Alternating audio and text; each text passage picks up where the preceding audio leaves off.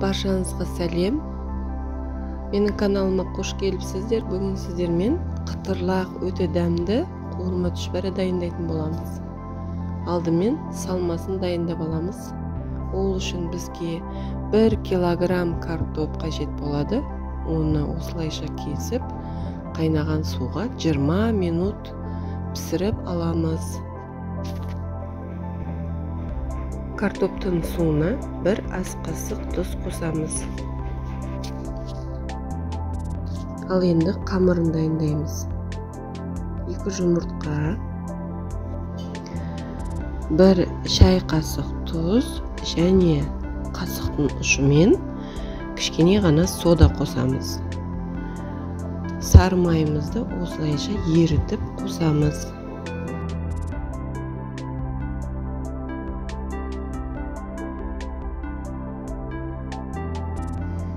500 миллиграмм су.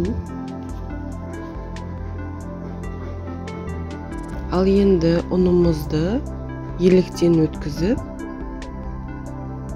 қамыр елейміз. Ұннан 1 килограмм болмаса, 1 кило 250 граммға дейін қосуға болады.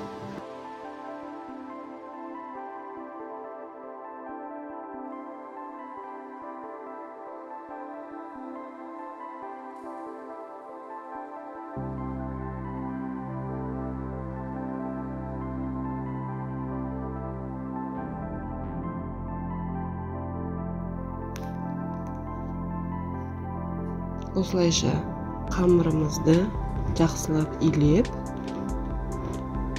20 минутқа тындырып қоямыз.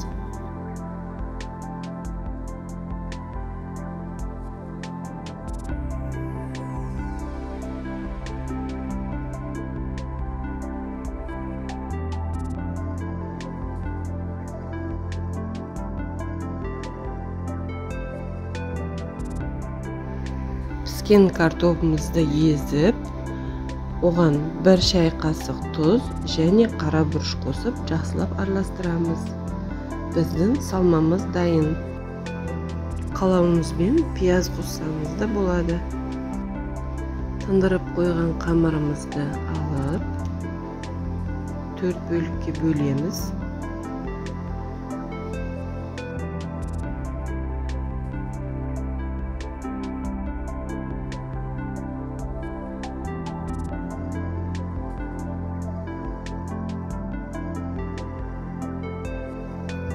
Дайын зуаламызды 10 минутқа тындырып, одан кейін әр зуаланы жұқалап жаямыз.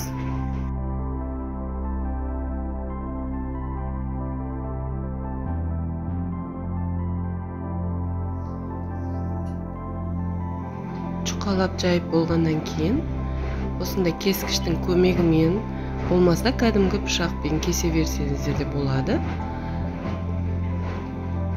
Осындай 4 бұрышты қылып, сәл үлкендеу етіп кессеңіздер, түшпәраңыз майда емес, орташа болады. Ортасына салмамызды салып, кәдімгідей түшпәрә түйеміз. Қазанымызға майымызды құйып, қызғаннан кейін түшпәрәларды қызарғанша араластырып пісіріп аламыз. Түшпәрәларды қатты қызып тұрған майда пісіруге болмайды, себебі ажырап, картошкалары шашылып кетеді. Міне осылайша біздің кәудірек өте дәмді түшпәрәларымыз дайын болды. Видео ұнаса, лайк басып, комментарий жазып, тіркелуді ұмытпаймыз.